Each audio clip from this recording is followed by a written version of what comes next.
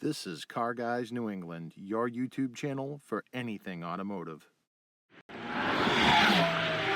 This is Jay with Car Guys New England, and today I'm holding a aluminum drive shaft for a Lincoln Town Car. And the reason behind this is because Lincoln Town Car owners, since the wheelbase is slightly longer, you don't actually have an option to run the aluminum Crown Vic police interceptor drive shaft.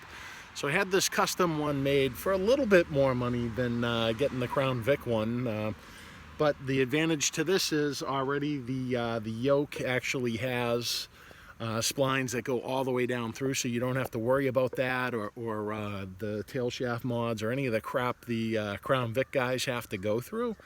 And also the other neat thing is about this, this should handle up to 700 horsepower, which is more than enough, way more than enough for currently what the town car is putting out.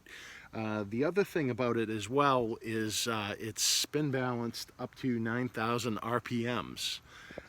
So that is going to take care of any harmonic issues from having the 373 gears installed in the back. So I can't wait to try this thing out, and just wanted to show you guys. So if you enjoyed this video, be sure to give the video a like. If you have questions or comments, be sure to comment down below.